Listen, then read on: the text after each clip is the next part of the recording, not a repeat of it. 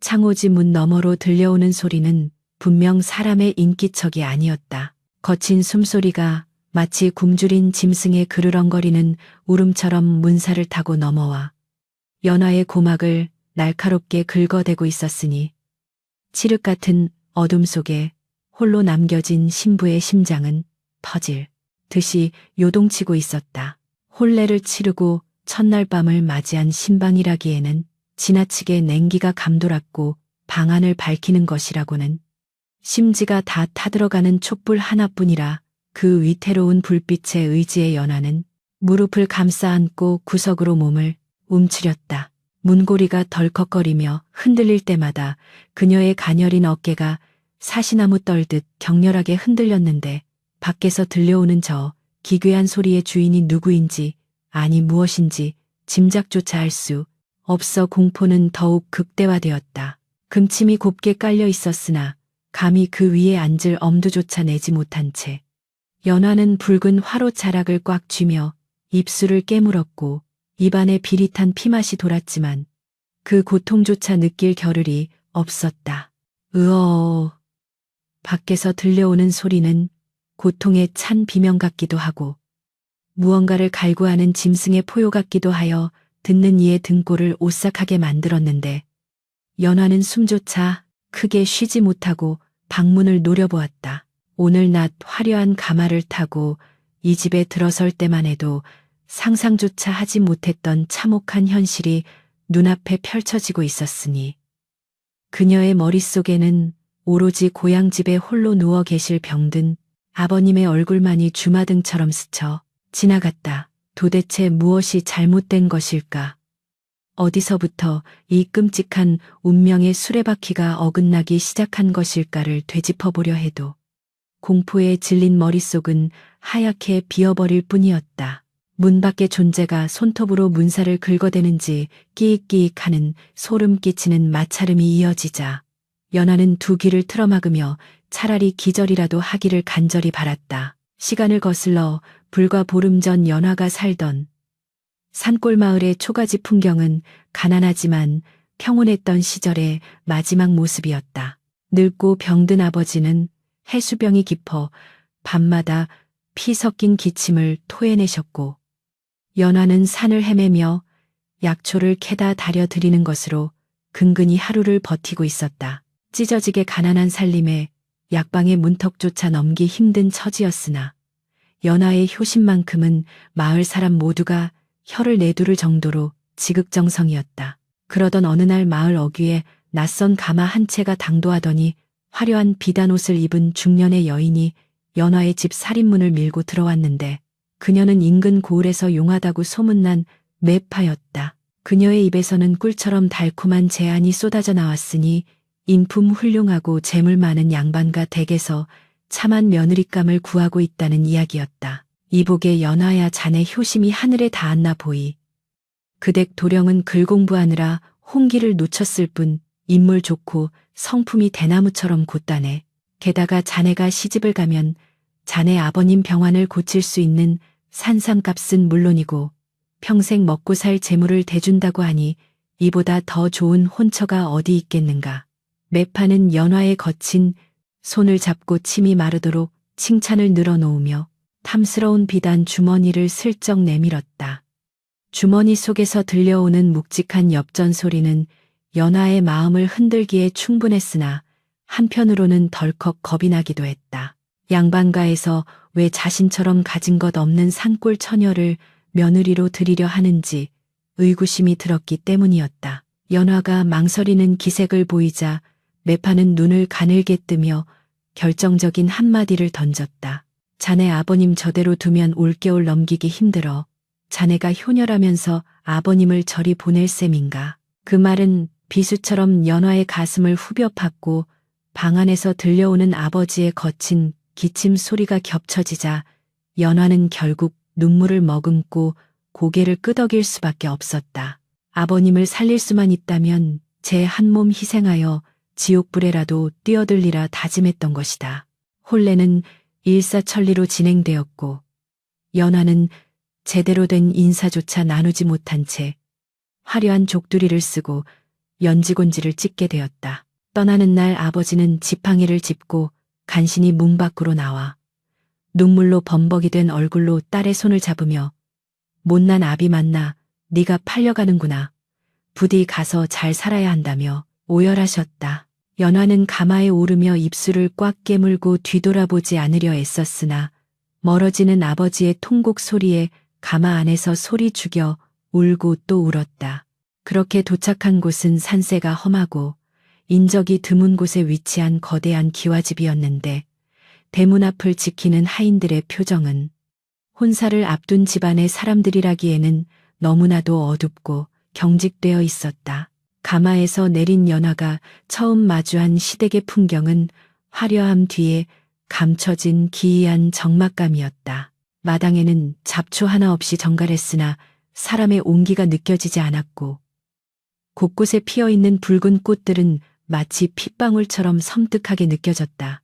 혼례식은 조촐하다 못해 비밀스럽게 치러졌는데 정작 신랑이 되어야 할 도령의 모습은 어디에도 보이지 않았다. 대신 병석에 누워있다는 핑계로 신랑의 의관을 갖춘 허수아비가 대례청에 세워져 있었으니 이를 본 연화는 불길한 예감에 현기증이 일어 쓰러질 뻔했다.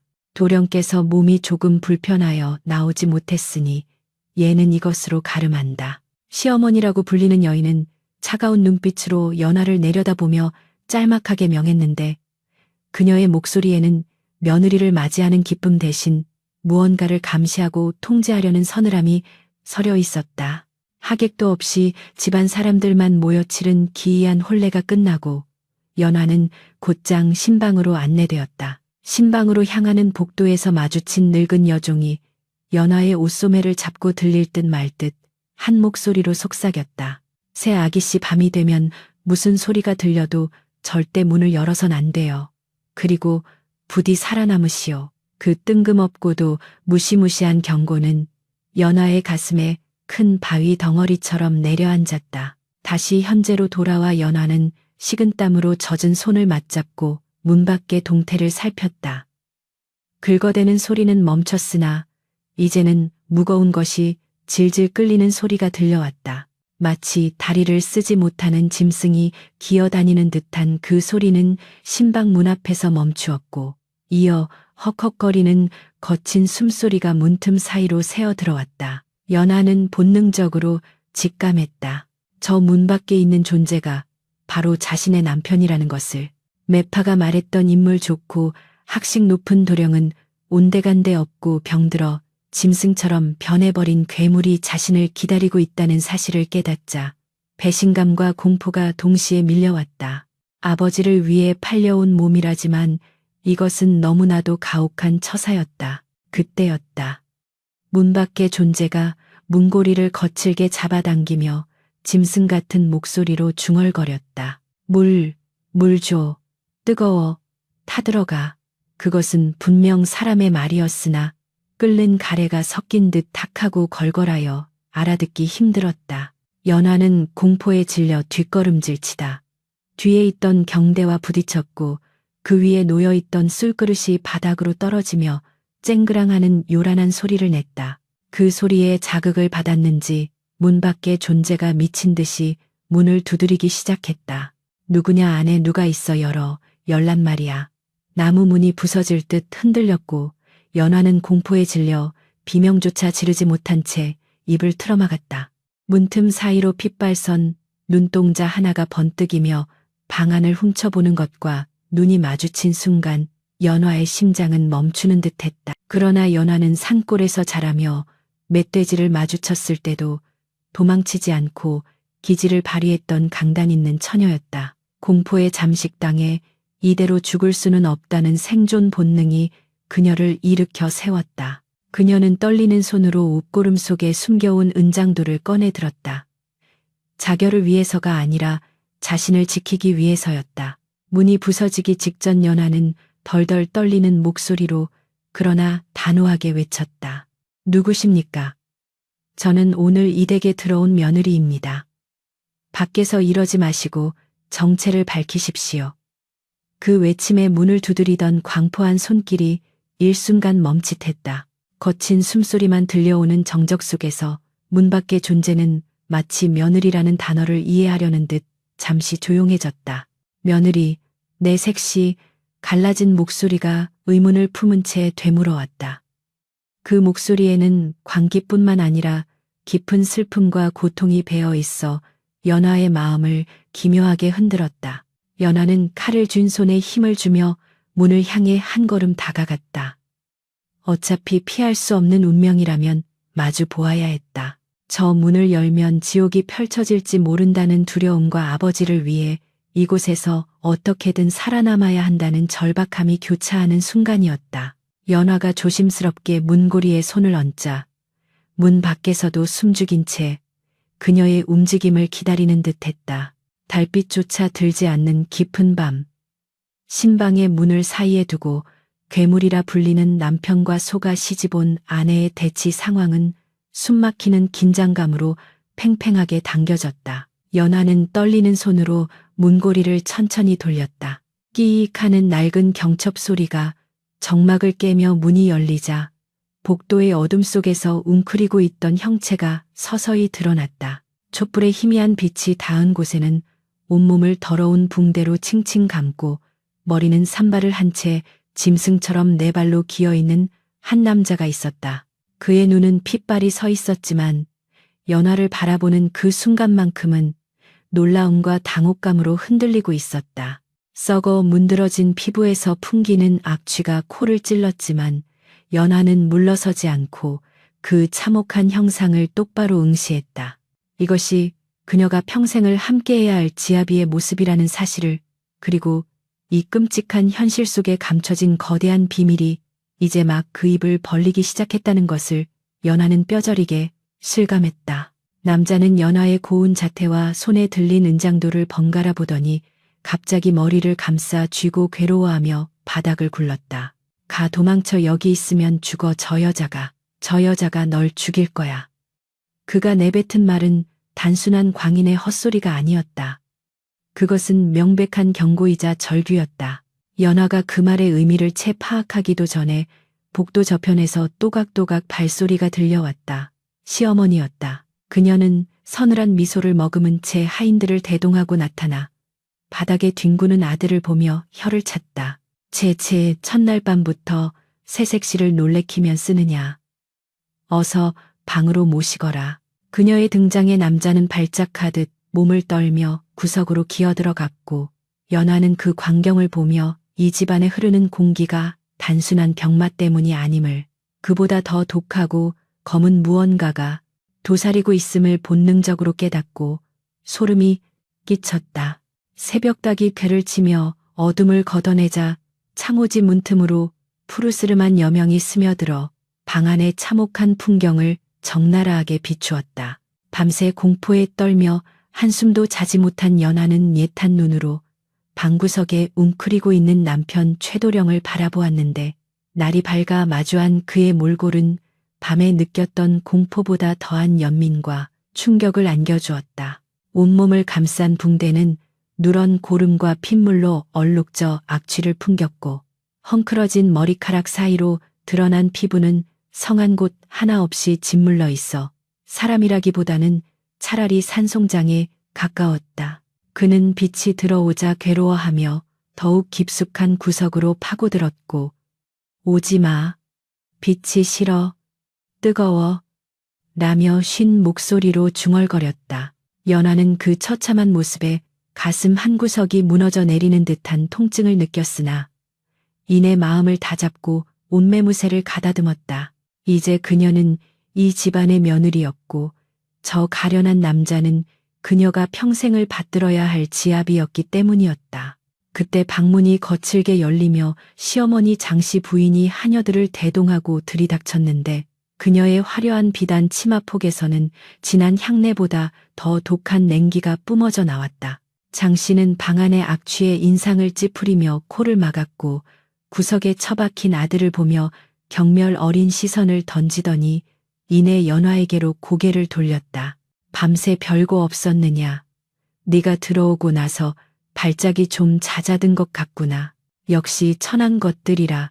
끈질긴 생명력 하나는 알아줘야 해. 그녀의 말에는 며느리를 향한 존중이라고는 눈꽃만큼도 찾아볼 수 없었으며 마치 물건을 다루듯 하대하는 태도가 역력했다. 연화가 고개를 숙여 예를 갖추려 하자 장씨는 손을 내저으며 말을 잘랐다. 인사는 됐다. 네가 이곳에 온 이유는 호의호식하며 안방마님 노릇을 하기 위함이 아니다. 저 몰골을 보아라. 하인들도 혀를 내두르며 도망가는 판국에 돈 주고 사온 내가 아니면 누가 저 흉물을 거두겠느냐. 장씨의 입에서 나온 흉물이라는 단어는 연화의 귀를 의심케 했다. 어미가 제배 아파 낳은 자식에게 어찌 저토록 모진 말을 뱉을 수 있단 말인가. 그러나 연화는 분노를 삼키며 바닥에 납작 엎드렸다. 어머님 지아비의 병수발은 아내 된 도리로서 마땅히 해야 할 일입니다. 제가 정성을 다해 모시겠습니다. 연화의 대답이 뜻밖이었는지 장씨의 눈썹이 꿈틀거렸으나 이내 비릿한 웃음을 흘리며 하인들에게 눈짓을 했다. 하녀들이 들고 있던 대야와 걸레 그리고 정체 모를 탕약 그릇을 연화 앞에 내려놓았다. 말은 청산 유수구나. 그럼 어디 그 효심을 증명해 보아라. 오늘부터 저 아이의 목욕과 식사 대소변을 받아내는 일까지 모두 내 몫이다. 하인들은 얼씬도 못하게 할 테니 그리 알아라. 장씨는 탕약 그릇을 턱짓으로 가리키며 덧붙였다. 그리고 이 약은 내가 특별히 구한 귀한 것이니 한 방울도 남기지 말고 다 먹여야 한다. 만약 개워내거나 거부하면 그 책임은 네가 져야 할 것이다. 시어머니가 찬바람을 일으키며 사라진 후 방 안에는 다시 무거운 정막이 감돌았고 연화는 떨리는 손으로 물수건을 집어들었다. 그녀가 최도령에게 다가가자 그는 짐승처럼 크르릉거리며 경계의 빛을 보였고 손을 휘저어 연화의 접근을 막으려 했다. 도령님 해치려는 것이 아닙니다. 상처를 닦아드리고 약을 드셔야지요. 연화가 아이를 달래듯 부드러운 목소리로 속삭이며 조심스럽게 그의 손목을 잡았을 때 최도령의 몸이 뻣뻣하게 굳었다. 사람의 따뜻한 손길이 닿은 것이 얼마만인지 그는 낯선 온기에 당황한 기색이 역력했다. 연화는 그 틈을 타 굳어버린 붕대를 가위로 조심스럽게 잘라내기 시작했는데 붕대가 떨어져 나갈 때마다 드러나는 살점들은 차마 눈뜨고 볼 수 없을 만큼 참혹하게 썩어 들어가고 있었다. 역한 냄새가 위장을 뒤집어 놓을 듯 올라왔지만 연화는 헛구역질을 꾹 참으며 묵묵히 고름을 닦아냈다. 아, 아파. 하지마. 최도령이 고통에 몸부림치며 비명을 질렀으나 연화는 단호하게 그를 붙잡았다. 참으셔야 합니다. 이리 썩은 살을 도려내고 닦아내지 않으면 다리를 영영 못 쓰게 되실 수도 있습니다. 연화의 이마에는 송글송글 땀이 맺혔고 옷고름은 튀어오른 고름과 핏물로 더럽혀졌지만 그녀는 멈추지 않았다. 마을에서 아버지를 간병하며 익힌 솜씨로 능숙하게 환부를 소독하고 새 붕대를 감아주자 발작적으로 몸을 떨던 최도령의 호흡이 조금씩 가라앉기 시작했다. 그는 고통 속에서도 자신을 만지는 이 여인의 손길이 이전의 하인들처럼 거칠거나 혐오에 차있지 않다는 것을 본능적으로 느낀 듯했다. 그의 탈한 눈동자가 처음으로 연화의 얼굴을 똑바로 응시했는데 그 눈빛 속에는 광기 너머의 깊은 슬픔과 무언가 말하고 싶은 갈망이 일렁이고 있었다. 상처를 갈아준 후 연화는 시어머니가 두고 간 탕약을 들고 그에게 다가갔다. 검붉은 빛깔의 탕약에서는 일반적인 한약 냄새와는 다른 묘하게 비릿하고 톡 쏘는 향이 났다. 드세요, 도령님. 이걸 드셔야 기력을 차리십니다. 연화가 숟가락으로 약을 떠서 입가에 가져가자 최도령은 냄새를 맡자마자 소스라치게 놀라며 고개를 격렬하게 저었다. 안 먹어. 그거 먹으면 머리가 깨져 불이 나시러. 그가 발버둥치는 바람에 탕약이 든 그릇이 엎어질 뻔했고 연화는 황급히 그릇을 부여잡았다. 단순한 투정이라기에는 그 공포심이 너무나 절박해 보였기에 연화는 순간 멈칫했다. 시어머니는 귀한 약이라 했는데 정작 환자는 이 약을 독극물처럼 거부하고 있었다. 병이 깊어 약 기운을 감당하지 못하는 것일까? 아니면 다른 이유가 있는 것일까? 연화의 머릿속에 작은 의심의 씨앗이 싹되므나 당장은 시어머니의 언명을 거역할 수 없어 그를 달래야만 했다. 도령님 제발 한 모금만이라도 드세요. 어머님께서 정성껏 다려오신 약입니다. 연화가 애원하듯 말하자 어머님이라는 단어에 최도령의 동공이 지진이 난 듯 흔들렸다. 그는 갑자기 몸을 웅크리며 벌벌 떨더니 체념한 듯 입을 벌렸다. 마치 그 단어가 그에게는 거역할 수 없는 저주라도 되는 양. 그는 공포에 질린 채 억지로 약을 받아 삼켰다. 꿀꺽 약이 넘어가는 소리가 들릴 때마다 그의 얼굴은 고통으로 일그러졌고 이내 그는 식은땀을 흘리며 바닥에 쓰러져 거친 숨을 몰아쉬었다.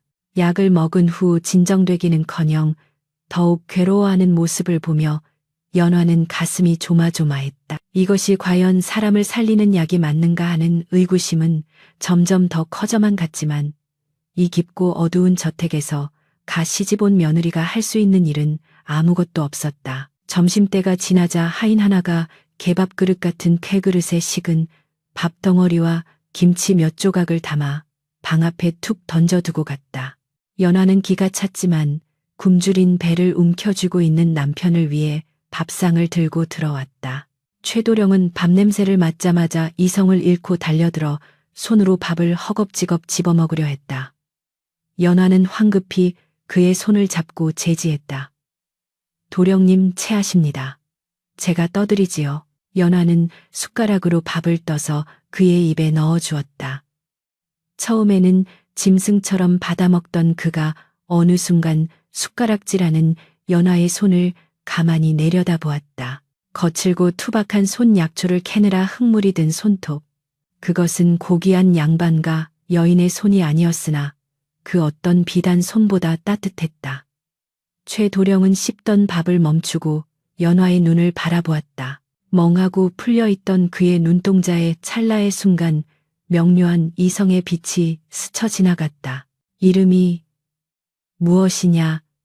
그가 아주 작은 목소리로 처음으로 제대로 된 말을 건넸다. 연화는 깜짝 놀라 그를 쳐다보았다. 짐승의 울음소리만 내던 그 입에서 사람의 언어가 나온 것이었다. 연화라고 하옵니다, 서방님. 연화가 떨리는 목소리로 대답하며 눈시울을 붉혔다. 서방님이라는 호칭에 최도령의 표정이 기묘하게 일그러졌다. 그는 무언가 말을 더 하려는 듯 입술을 달싹였으나 복도에서 인기척이 들리자 다시금 미친 사람처럼 의해해 밥이다. 밥하고 소리를 지르며 밥그릇에 코를 박았다. 연화는 그 급격한 변화에 당황했으나 곧 깨달았다.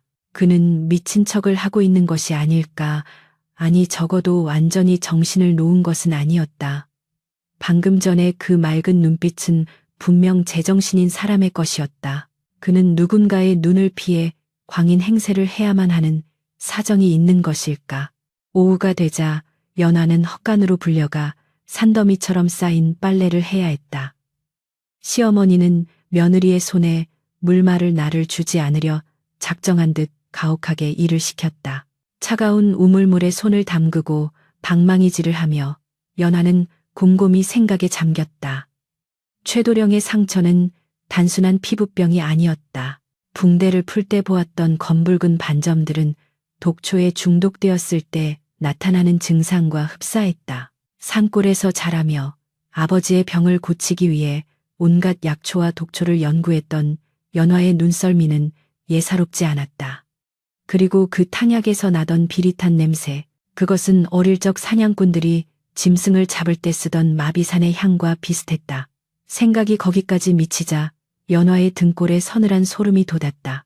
만약 누군가 고의로 남편을 병들게 하고 미치게 만들고 있는 것이라면, 그리고 그 범인이 이 집안을 장악하고 있는 시어머니라면, 빨래를 마치고 녹초가 되어 신방으로 돌아온 연화는 지쳐 잠든 남편의 얼굴을 가만히 들여다보았다. 붕대에 감겨 형체를 알아보기 힘들지만 콧날이나 이마에서는 본래 수려했을 것 같은 느낌을 주었다. 도령님 도대체 무슨 일을 겪으신 겁니까?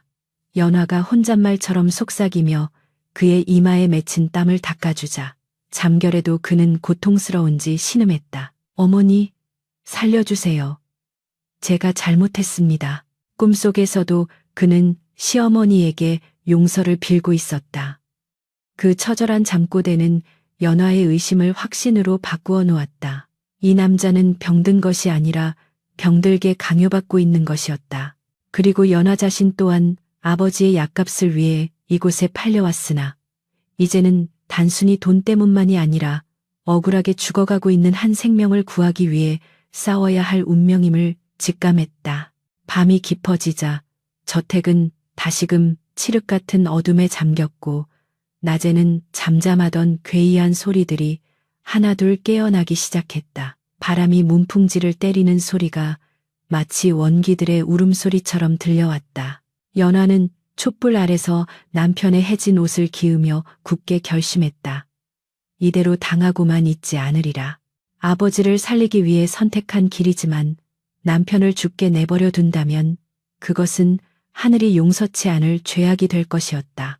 그녀는 품속에 간직해온 주머니를 만지작거렸다. 집을 떠나올 때 아버지가 몰래 챙겨준 산속에서 캔 귀한 해독초 가루가 들어있는 주머니였다. 이것이 너를 지켜줄지도 모른다며 쥐어주신 아버지의 해안에 감사하며 연화는 내일부터 시작될 고독하고 위험한 싸움을 준비했다.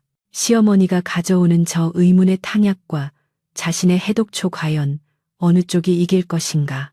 그것은 생사를 건 도박이나 다름없었다. 연화가 결의에 찬 눈빛으로 촛불을 끄려는 순간 갑자기 최도령이 눈을 번쩍 떴다.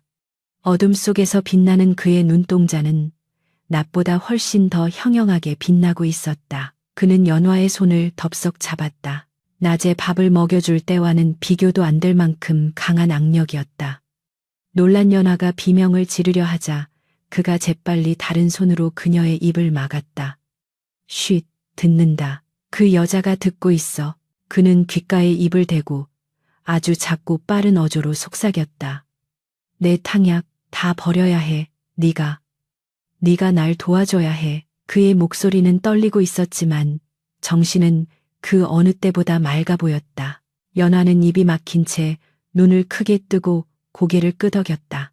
드디어 괴물이라 불리던 남편이 자신의 진짜 모습을 드러낸 것이다. 두 사람의 시선이 어둠 속에서 얽히며 무언의 공범자로서의 첫 서약이 맺어지는 순간이었다. 그날 밤의 은밀한 공모 이후 신방에는 팽팽한 긴장감과 함께 기묘한 활기가 감돌기 시작했으니 그것은 죽음의 문턱에서 생명을 건져 올리려는 두 사람의 처절한 몸부림이었다.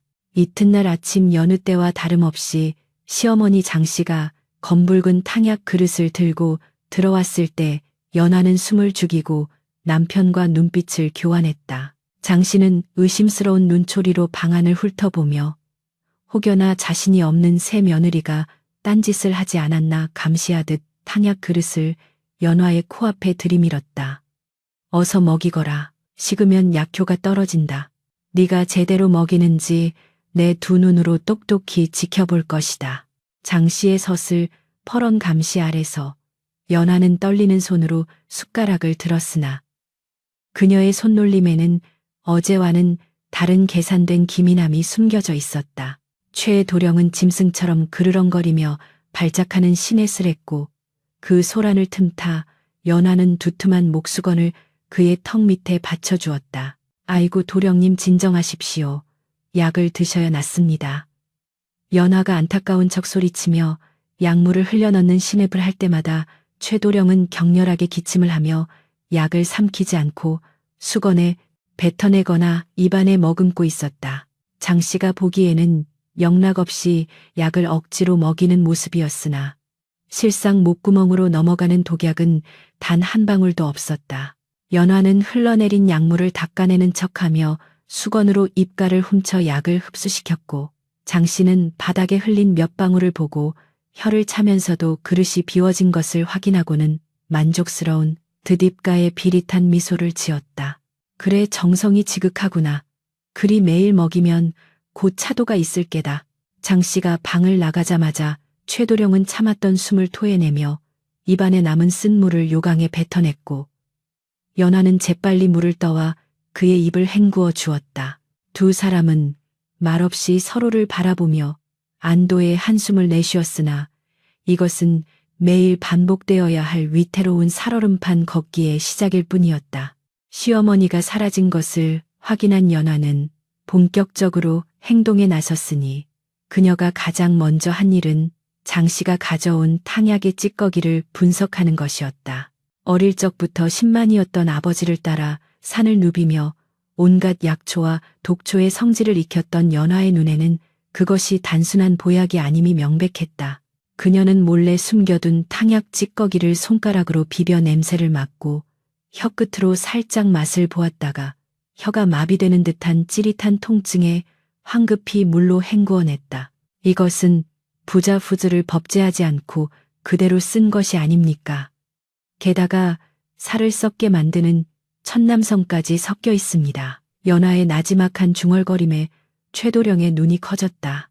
장 씨는 병을 치료한다는 명목으로 남편을 서서히 죽어가게 만들고 정신을 착란시켜 미치광이로 몰아가고 있었던 것이다. 이 끔찍한 진실 앞에 연하는 치밀어 오르는 분노로 주먹을 불끈 쥐었다. 사람의 탈을 쓰고 어찌 이리 잔혹할 수 있단 말인가. 연하는 즉시 해독제를 만들 방도를 강구해야 했으나 시어머니의 감시가 심한 이 집안에서 약을 다리는 일은 불가능에 가까웠다. 그러나 하늘이 무너져도 솟아날 구멍은 있다고 했던가. 연화에게는 핑계 대기 좋은 빨래라는 구실이 있었다. 그녀는 매일 산더미 같은 빨래를 핑계로 뒤뜰 수도가 옆에 솥을 걸고 물을 끓였는데 남들이 보기에는 빨랫물을 삶는 것으로 보였으나 실은 그 솥단지 밑에 작은 옹기를 숨겨 해독초를 다리고 있었다. 그녀가 친정에서 가져온 감두탕 재료와 산에서 틈틈이 뜯어온 해독 약초들이 부글부글 끓으며 은은한 향을 피워 올렸지만 빨래 삶는 냄새와 잿물 냄새에 섞여 아무도 눈치채지 못했다. 연하는 이마에 흐르는 땀을 훔치며 불 조절을 했고 혹여나 하인들이 다가올까 사방을 경계하며 가슴 졸이는 시간을 보내야 했다. 밤이 깊어 모두가 잠든 시각. 연하는 식은 땀으로 범벅이 된 해독탕 한 사발을 들고 신방으로 들어왔다. 서방님, 이 약을 드십시오. 제 아버님께서 목숨처럼 아끼시던 비방으로 달인 해독제입니다. 최도령은 연하가 내미는 투박한 그릇을 두 손으로 받아들었다. 그의 손은 여전히 붕대에 감겨 있었으나 더 이상 떨리지 않았다.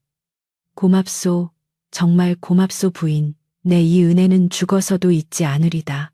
그가 단숨에 약을 들이키자 식도부터 위장까지 뜨거운 기운이 퍼져나가는 듯 얼굴이 붉게 달아올랐다. 독기운에 절어있던 오장육부가 해독제의 기운을 받아들이며 격렬하게 반응하는 것이었다. 연하는 고통스러워하는 그의 등을 쓰다듬으며 밤새 곁을 지켰고 새벽녘이 되어서야 그의 거친 숨소리가 편안한 리듬을 되찾는 것을 보고 쪽잠에 들 수 있었다. 그렇게 보름이 지나자 놀라운 변화가 일어나기 시작했다. 짓물러 터져 고름이 흐르던 피부가 꾸들꾸들하게 말라가며 새살이 돋아나기 시작했고 밤마다 들려오던 짐승 같은 울음소리도 잦아들었다. 무엇보다 최도령의 눈빛이 눈에 띄게 맑아졌다. 어느 날 밤 연화가 조심스럽게 그의 얼굴을 감싼 붕대를 풀어내자 흉측한 딱지가 떨어져 나간 자리에는 본래의 뽀얀 피부가 드러났다. 비록 흉터가 희미하게 남았으나 오뚝한 콧날과 짙은 눈썹, 그리고 선비다운 기품이 서린 이목구비는 연화의 가슴을 뛰게 만들기에 충분했다. 괴물인 줄 알고 시집왔던 남편이 실은 이토록 준수한 사내였다니. 연하는 안도감과 함께 알 수 없는 설렘을 느꼈다. 최도령 또한 거울 속에 비친 자신의 모습을 보고 믿기지 않는다는 듯 떨리는 손으로 얼굴을 더듬었다. 내 얼굴이 돌아왔어. 그는 연하를 와락 끌어안으며 오열했고 연하 역시 그의 품에 안겨 뜨거운 눈물을 흘렸다. 두 사람은 그날 밤 처음으로 부부로서 깊은 대화를 나누었다. 최도령은 쉰 목소리를 가다듬으며 자신이 겪었던 지옥 같은 나날들을 털어놓았다. 내 어머니는 내가 5살 때 돌아가셨고 저 여자가 새어머니로 들어왔소. 아버님은 장사 때문에 늘 집을 비우셨고 저 여자는 겉으로는 나를 챙기는 척하며 뒤로는 내 밥에 조금씩 독을 탔지. 처음엔 몸이 나른해지더니 나중엔 환각이 보이고 살이 썩어 들어가더군. 내가 미친 척하지 않으면 당장이라도 목숨을 끊어놓을 기세였기에 나는 살기 위해 짐승이 되어야만 했소. 그의 고백은 연하의 마음을 갈기갈기 찢어놓았다. 어린 나이에 계모의 학대를 견디며 홀로 살아남기 위해 발버둥 쳤을 그의 고독이 뼈저리게 느껴졌기 때문이었다. 연하는 그의 손을 꼭 잡으며 다짐했다. 서방님, 이제는 혼자가 아니십니다. 제가 서방님을 지켜드리겠습니다. 그리고 아버님이 돌아오시는 날 반드시 저 여자의 죄를 밝혀내겠습니다. 하지만 그들의 비밀스러운 회복이 순탄하게만 흘러간 것은 아니었으니 눈치 빠른 장 씨가 묘한 기류를 감지하기 시작한 것이었다. 최도령의 방에서 더 이상 썩은 냄새가 나지 않고 매일 밤 들리던 비명소리가 줄어들자 장 씨의 의심은 꼬리에 꼬리를 물었다. 어느 날 오후 예고도 없이 장 씨가 의원이라는 자를 대동하고 신방에 들이닥쳤다. 도령의 병세가 어떠한지 살펴봐야겠다. 이 의원은 내가 특별히 모셔온 용한 분이니라. 장 씨의 말에 연하의 심장이 덜컥 내려앉았다. 그 의원은 장 씨의 사주를 받고 독약을 제조해준 바로 그 돌팔이 의원임이 분명했다. 만약 그가 진맥을 하여 독기운이 빠진 것을 알아챈다면 모든 것이 수포로 돌아갈 위기였다. 최도령은 순간적으로 다시 눈을 뒤집고 침을 흘리며 괴성을 지르기 시작했다. 으아, 저리가 벌레가 기어다녀. 뜨거워. 의원은 짐짓 심각한 표정으로 최도령의 손목을 잡고 진맥을 하더니 고개를 갸웃거렸다. 맥박이 예전처럼 불규칙하고 미약해야 하는데 의외로 힘이 느껴졌기 때문이었다. 의원이 의아한 눈빛으로 장 씨를 쳐다보려는 찰나 연화가 기지를 발휘하여 바닥에 엎드려 통곡하기 시작했다. 아이고 도령님, 어제까지만 해도 피를 토하시더니 오늘 또 발작이십니다. 밤새 저승사자가 보인다며 헛소리를 하시는데 제가 무서워 살 수가 없습니다. 연하의 갑작스러운 곡소리에 장 씨와 의원은 당황했고 최도령은 그 틈을 타 의원의 손을 뿌리치며 난동을 부려 맥을 제대로 짚지 못하게 만들었다. 장 씨는 혀를 차며 인상을 구겼다. 심짐, 아직도 저 모양이니 멀었구나. 의원 약을 더 독하게 쓰시오. 이대로 두면 집안 망신이니 차라리 조용해지는 게 낫겠소. 그녀의 잔인한 말은 오히려 연하와 최도령에게 안도감을 주었다. 아직 들키지 않았다는 증거였기 때문이다. 그날의 위기를 넘긴 후 연하와 최도령의 결속은 더욱 단단해졌다. 최도령은 연하가 가져다 주는 해독제와 영양가 있는 음식 연하가 부엌에서 몰래 훔쳐온 달걀이나 고기 조각을 먹으며 빠르게 기력을 회복해 나갔다. 그는 이제 부축 없이도 방안을 걸을 수 있었고 밤이면 연화에게 글을 가르쳐 주거나 앞날을 도모할 계책을 의논하기도 했다. 그는 연화에게 붓과 종이를 가져오게 하여 장 씨가 저지른 악행들과 독약의 증상, 그리고 집안의 재물을 빼돌린 정황들을 꼼꼼하게 기록하기 시작했다. 이것은 훗날 시아버지가 돌아오셨을 때 내밀 결정적인 증자가 될 것이었다. 연하는 촛불 아래서 진지하게 붓을 놀리는 남편의 옆모습을 바라보며 그가 본래 얼마나 총명하고 강인한 사내였는지를 다시금 깨닫고 존경심을 품게 되었다. 그러던 어느 날 집안이 발칵 뒤집힐 만한 소식이 전해졌다. 한양으로 장사를 떠났던 시아버지가 예상보다 일찍 귀가한다는 전갈이 당도한 것이다. 집안의 하인들은 분주하게 움직이기 시작했고 장 씨의 얼굴에는 당혹감과 초조함이 스쳐 지나갔다. 그녀는 남편이 돌아오기 전에 병든 아들을 처리하고 재산 정리를 끝내려 했으나 끈질기게 살아있는 아들 때문에 계획에 차질이 생긴 것이었다. 장 씨는 하녀들을 불러 무언가 은밀한 지시를 내렸고 연화는 그 불길한 기운을 감지했다. 시아버지가 도착하기까지 남은 시간은 사흘, 장 씨가 마지막으로 극단적인 수를 쓸 것이 분명했다. 최도령은 연화의 손을 잡고 비장한 눈빛으로 말했다. 부인, 이제 때가 되었소. 아버님이 오시는 날 모든 것을 끝내야 하오. 그 전까지 우리는 죽은 듯이, 정말 죽은 듯이 버텨야만 하오. 위기는 곧 기회이기도 했다. 연화는 남편의 말에 굳게 고개를 끄덕였다. 그녀는 주머니 속에 남아있는 해독초의 양을 가늠해 보았다. 사흘을 버티기에는 충분했다. 그러나 장 씨가 탕약 대신 음식에 직접 독을 타거나 자객을 보낼 수도 있다는 불안감이 엄습했다. 연화는 밤잠을 줄여가며 남편의 곁을 한시도 떠나지 않았고 모든 음식과 물을 자신이 먼저 기미 맛을 보아 독이 있는지 살피는 일 한 뒤에야 남편에게 올렸다. 며느리의 효심으로 포장된 이 철통 같은 경계태세는 장 씨의 접근을 원천봉쇄하는 방패가 되었다.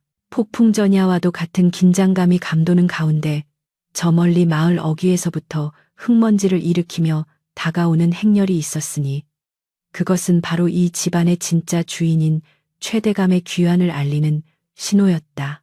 연화와 최도령 그리고 악독한 계모 장씨. 얽히고 설킨 원한의 실타래가 끊어질 운명의 시간이 다가오고 있었다. 마침내 운명의 날이 밝았으니 최대감의 귀환을 알리는 말발굽 소리가 고요하던 저택의 아침을 요란하게 깨웠다. 대문이 활짝 열리고 수십 명의 하인과 말들이 마당을 가득 메우자 집안은 마치 벌집을 쑤셔놓은 듯 분주해졌으나 그 소란스러움 속에는 팽팽하게 당겨진 활시위 같은 긴장감이 숨어 있었다. 연화는 방 안에서 창틈으로 그 광경을 지켜보며 마른 침을 삼켰고 최도령은 의관을 정제한 채 비장한 표정으로 문 밖을 응시하고 있었다. 장사를 마치고 돌아온 최대감은 말에서 내리자마자 먼지를 털어낼 겨를도 없이 아들의 안부부터 물었으나 그를 맞이하는 것은 아들이 아닌 계모 장씨의 표독스러운 고함 소리였다. 여봐라. 당장 저 요망한 것을 끌어내어 포박하라. 감히 우리 집안의 대를 끊으려 하다니 내 오늘 내년의 죄를 낱낱이 밝혀주리라. 장씨의 날카로운 목소리가 마당을 쩌렁쩌렁 울리자 영문을 모르는 최대감은 어리둥절하여 멈칫했고 미리 포섭된 건장한 머슴들이 신방으로 들이닥쳐 연화를 거칠게 끌어냈다. 이게 무슨 해괴한 짓이냐. 내가 돌아오자마자 집안 꼴이 이게 무엇이란 말이냐. 최대감이 호통을 치며 장씨를 노려보았으나 장씨는 오히려 억울하다는 듯 눈물을 쥐어짜며 바닥에 주저앉아 통곡하기 시작했다. 대감, 제가 얼마나 기다렸는지 아십니까? 2년이 저 며느리라는 년이 들어오고 나서 우리 도령의 병세가 급격히 악화되었습니다. 알고 보니 전현이 약탕관에 독을 타서 우리 도령을 서서히 죽이고 있었지. 뭡니까? 제가 오늘 새벽에 그 현장을 덮쳤습니다. 장씨는 품속에서 미리 준비해둔 하얀 가루가 든 종이 뭉치를 꺼내어 최대감의 발 앞에 던졌다. 그것은 연화가 해독제를 만들기 위해 말려둔 약초 가루였으나 장씨의 입을 거치자 순식간에 사람을 죽이는 비상피셩으로 둔갑해버린 것이었다. 마당에 모인 하인들은 수군거리며 연화를 손가락질했고 최대감의 얼굴은 분노로 붉게 달아올랐다. 네 2년 내에 너를 효녀라 믿고 며느리로 들였거늘 어찌 이런 천인공 노할 짓을 꾸몄단 말이냐. 최대감의 불호령이 떨어지자 연화는 마당 한가운데 무릎이 꿇린 채 고개를 들었다. 머리카락은 헝클어지고 옷매무새는 흐트러졌으나 그녀의 눈빛만은 조금도 흔들림이 없었다. 아버님, 억울하옵니다. 저는 서방님을 살리기 위해 밤낮으로 간호했을 뿐 결코 해하려 한 적이 없습니다. 저 가루는 독이 아니라 서방님의 몸에 쌓인 독을 빼내는 해독초입니다. 연화가 피를 토하듯 절규하며 변명했으나 장씨는 콧방귀를 뀌며 말을 잘랐다. 저 입이 뚫렸다고 거짓말을 술술 하는구나. 의원도 불렀으니 물어보시지요. 전현이 먹인 약 때문에 도령이 밤새 피를 토하고 사경을 헤매고 있습니다. 때마침 장 씨의 사주를 받은 돌팔이 의원이 앞으로 나와 고개를 조아리며 거들었다. 예, 대감마님, 며느님께서 쓰신 약재는 분명 사람의 오장을 녹이는 극약이옵니다. 완벽하게 짜인 각본이었다. 증인과 증거까지 조작된 상황에서 연화의 항변은 공허한 메아리가 되어 흩어질 뿐이었다. 최대감은 배신감에 치를 떨며 칼을 뽑아들었다. 내 손으로 이 요물을 베어 가문의 수치를 씻으리라. 서슬 퍼런 칼날이 연화의 목을 겨누는 절체절명의 순간 굳게 닫혀있던 사랑채 방문이 쾅 하는 소리와 함께 부서질 듯 열렸다. 모든 이의 시선이 그곳으로 쏠렸고 장 씨의 입가에 걸려있던 회심의 미소가 순식간에 경악으로 일그러졌다. 그곳에는 다 죽어가던 병자가 아니라 옥골 선풍의 기품을 되찾은 최도령이 두 발로 당당하게 서 있었다. 그는 더 이상 붕대를 감은 괴물도 네 발로 기는 짐승도 아니었다. 서리빨 같은 눈빛으로 마당을 내려다보는 그의 위험에 압도되어 칼을 쥐고 있던 최대감조차 숨을 멈추고 멍하니 아들을 바라보았다. 멈추십시오. 그 칼을 거두십시오. 아버님.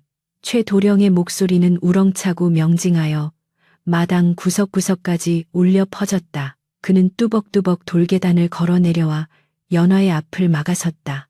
마치 거대한 산이 연화를 보호하는 듯한 형세였다. 죽어야 할 사람은 이 사람이 아니라 바로 저 여자입니다.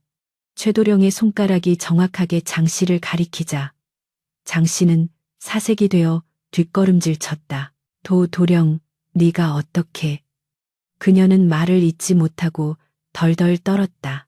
분명 독에 중독되어 일어나지 못해야 할 의붓아들이 멀쩡한 모습으로 나타났으니 귀신을 본 것보다 더한 공포가 그녀를 덮친 것이었다.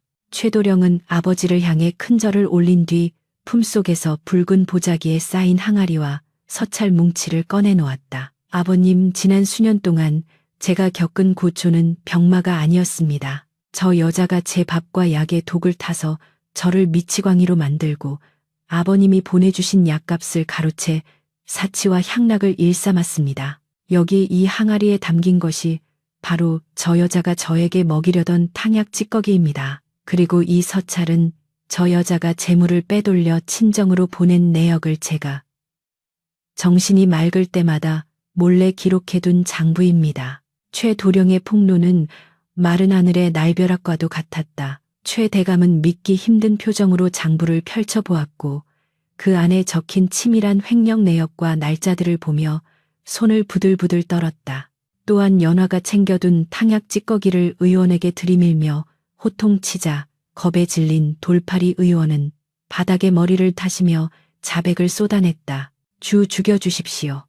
마님께서 시키는 대로 하지 않으면 제 목숨이 위태롭다 하여 어쩔 수 없었습니다. 그 약은 부자와 천남성을 섞은 독약이 맞습니다.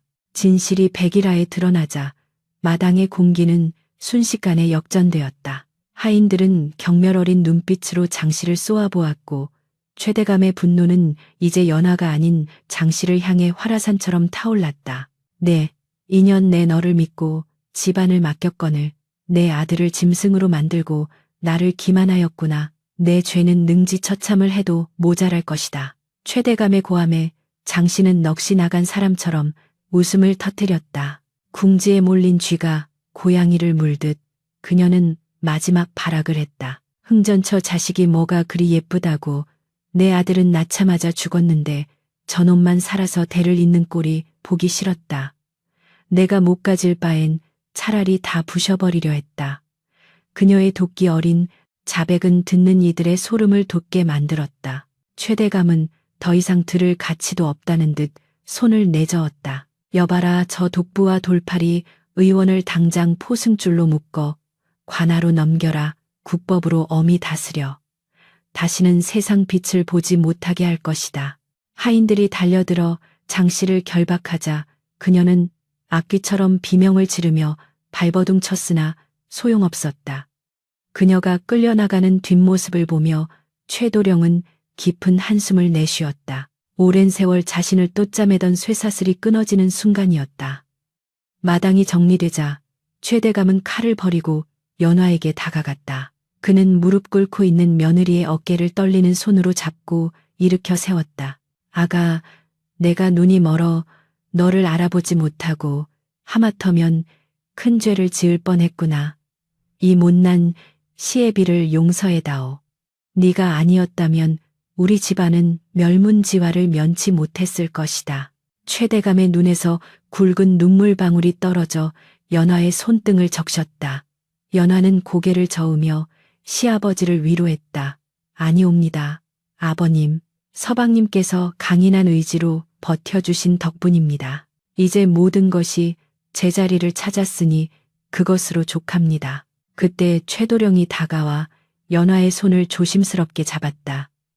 그의 손은 따뜻했고 힘이 넘쳤다. 부인, 그동안 그 험한 꼴을 보면서도 도망치지 않고 나를 지켜줘서 고맙소.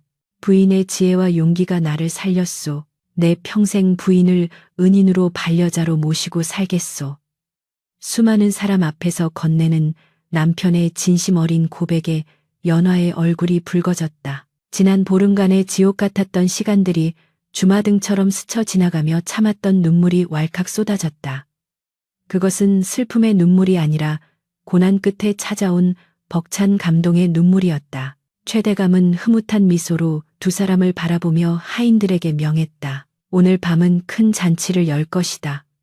우리 아들이 돌아왔고 귀한 며느리가 집안을 구했으니 이보다 더 큰 경사가 어디 있겠느냐. 저택을 짓누르던 어둠의 그림자가 걷히고 밝은 햇살이 마당 가득 쏟아져 내렸다. 독초의 냄새와 신음소리가 가득했던 그곳에 이제는 사람들의 웃음소리와 음식 냄새가 채워지기 시작했다. 연화는 남편의 부축을 받으며 안채로 들어섰고 최도령은 그녀가 걷는 길에 돌불이라도 있을세라 세심하게 살폈다.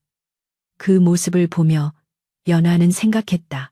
중매쟁이의 거짓말에 속아 팔려온 길이었으나 그 끝에서 만난 것은 거짓이 아닌 진실한 사랑과 운명이었다고. 하지만 아직 이야기는 끝나지 않았다. 관아로 끌려간 장씨의 처분과 병든 친정 아버지를 모시는 일.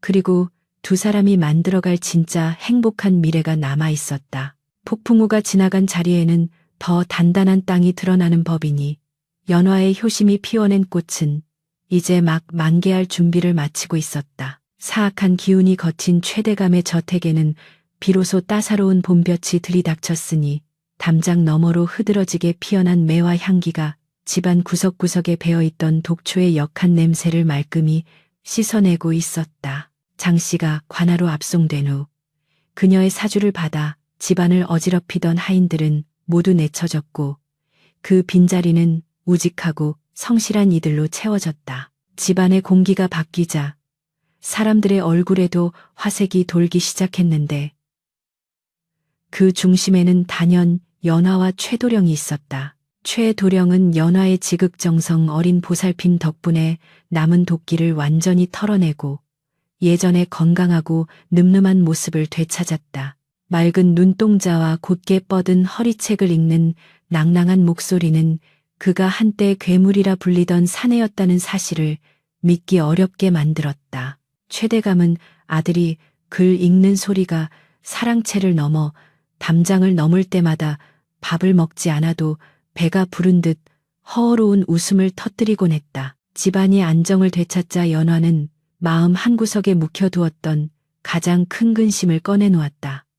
바로 고향 집에 홀로 계실 병든 아버지 생각이었다. 그녀가 시집오며 받은 돈으로 급한 불은 껐으리라 짐작했으나 자식된 도리로 직접 모시지 못하는 불효가 가슴을 짓눌렀던 것이다. 연화의 속내를 눈치챈 것은 다름 아닌 최도령이었다. 어느 날 밤 그는 연화의 손을 잡으며 부드럽게 말했다. 부인, 내일 날이 밝는 대로 가마를 보내 장인어른을 모셔옵시다. 내 목숨을 살려준 부인의 효심인데 어찌 장인어른을 홀로 두겠소. 이곳에서 모시며 최고의 명의와 약재로 반드시 병환을 낫게 해드리리다. 남편의 사려 깊은 말에 연화는 감동하여 눈시울을 붉혔다. 자신이 팔려오듯 시집온 처지라 감히 청하지 못했던 일을 남편이 먼저 헤아려 준 것이었다. 다음 날 화려한 가마 행렬이 산골 마을로 향했다. 연화의 아버지는 딸이 시집가서 잘 살고 있는지 노심초사하며 하루하루를 버티고 있었는데 눈앞에 나타난 으리으리한 가마와 비단옷을 입은 딸, 그리고 훤칠한 사위의 모습을 보고는 꿈인지 생시인지 분간하지 못해 멍하니 서 있을 뿐이었다. 장인어른 늦게 찾아뵙습니다. 못난 사위를 용서하십시오. 최도령이 넙죽 큰 절을 올리자 연화의 아버지는 떨리는 손으로 사위의 어깨를 잡으며 하염없이 눈물을 흘렸다. 아이고, 이게 웬일인가. 내 딸이 복을 받았구나. 괴물에게 시집갔다는 소문에 내 가슴이 숫덩이가 되었는데 이리 훌륭한 대장부일 줄이야. 아버지는 딸이 보내준 약값 덕분에 겨우 명을 이어가고 있었으나 이제는 사위의 극진한 봉양을 받으며 서울로 거처를 옮기게 되었다. 최대감 역시 사돈을 극진히 환대했다. 사돈어른 귀한 따님을 주셔서 내 아들이 살고 집안이 일어섰습니다. 이 은혜는 평생 갚아도 모자랍니다. 두 늙은 아버지는 서로의 손을 맞잡고 지난날의 아픔을 위로하며 둘도 없는 말벗이 되었다. 연화의 아버지는 최대감 댁 별채에 머물며 용하다는 의원의 치료를 받았고 연화가 직접 달인 산삼 탕약을 드시며 하루가 다르게 기력을 회복해 나갔다. 피 섞인 기침이 잦아들고 얼굴에 혈색이 돌기 시작하자 연화는 비로소 다리 뻗고 잠을 잘 수 있었다. 그녀의 효심이 하늘을 감동시키고 땅을 움직여 죽어가던 두 남자를 모두 살려낸 것이었다. 마을 사람들은 이 기적 같은 이야기를 입에서 입으로 전하며 연화의 효행을 칭송해 마지 않았다. 평온한 나날 속에서 최도령은 못다 한 학업에 매진했다. 그는 자신을 지옥에서 꺼내준 아내와 믿어준 아버지를 위해 세상에 자신의 쓰임새를 증명해 보이고 싶었다. 밤이 늦도록 서책을 놓지 않는 남편 곁에서 연화는 묵묵히 먹을 갈고 촛불 심지를 돋우며 내조했다. 그리고 마침내 과거 시험이 있던 해 최도령은 당당히 장원 급제하여 금이 환영했다. 어사화를 머리에 꽂고 말을 타고 돌아오는 최도령의 모습은 그야말로 찬란하게 빛났다. 대문 앞까지 마중 나온 연화와 두 아버지를 보며 최도령은 말에서 내려 큰 절을 올렸다. 아버님, 장인어른, 그리고 부인, 이 영광은 모두 여러분 덕분입니다. 그날 밤 최대감 댁에서는 며칠 밤낮으로 잔치가 벌어졌고 고을 사람들은 물론 지나가던 과객들까지 배불리 먹고 마시며 기쁨을 나누었다. 세월은 유수와 같이 흘러 어느덧 3년이 지났다. 한때 죽음의 그림자가 드리워졌던 신방에는 이제 아이의 맑은 웃음소리가 울려 퍼졌다. 연화와 최도령 사이에서 태어난 옥동자는 할아버지들의 사랑을 독차지하며 무럭무럭 자라났다. 사랑채 마루에서는 최대감과 연화의 아버지가 바둑판을 사이에 두고 티격태격하며 한가로운 오후를 보내는 모습이 일상이 되었다. 어허, 사돈 거기 두면 내 대마가 죽지 않소. 좀 봐주시오. 허허, 승부의 세계는 냉정한 법입니다. 물러주기 없기요. 두 노인의 웃음소리가 담장을 넘어갈 때면 마당에서 아이를 안고 그 모습을 지켜보는 연화와 최도령의 입가에도 흐뭇한 미소가 번졌다.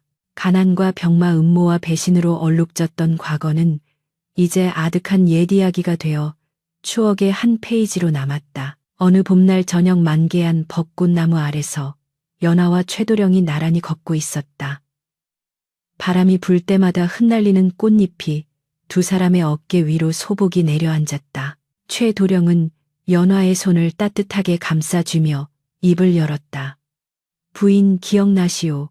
우리가 처음 만났던 그 끔찍했던 밤을 말이오. 연화는 수줍게 웃으며 고개를 끄덕였다.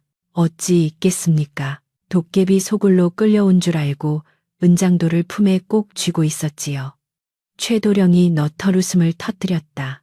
그때 부인이 문을 열고 들어오지 않았다면 나는 평생 어둠 속에서 썩어 문드러졌을 것이오. 중매쟁이가 우리를 속여 매져 주었지만 돌이켜보면 그것조차 하늘의 뜻이 아니었나 싶소. 속아서 온 길이 도리어 내 인생의 유일한 길이었으니 말이요. 연화는 남편의 말에 깊이 공감하며 밤하늘을 올려다보았다. 둥근 달이 환하게 비추는 하늘 아래 모든 것이 평화롭고 충만했. 서방님, 저는 아버님 약값을 위해 저를 팔았다고 생각했습니다. 허나 그 선택이 저에게 서방님이라는 귀한 분을 만나게 해주었고 두 아버님을 모두 살리게 했으니 세상 일은 참으로 알다가도 모를 일입니다. 고난이 축복의 가면을 쓰고 온다는 옛말이 하나도 틀린 것이 없습니다. 연하의 눈동자에 달빛이 비쳐 영롱하게 반짝였다. 최 도령은 멈춰서서 연하를 지그시 바라보았다. 그의 눈빛에는 존경과 사랑이 가득 담겨 있었다. 부인의 그 고운 심성과 지혜가 우리 모두를 구원한 것이요. 내 생이 다하는 날까지 부인을 귀히 여기고 사랑하리다. 두 사람은 서로를 마주보며 깊은 정을 나누었다. 꽃비가 내리는 달밤 속아서 시집간 처녀가 겪은 기구한 운명은 가장 아름다운 해피엔딩으로 매듭지어졌다.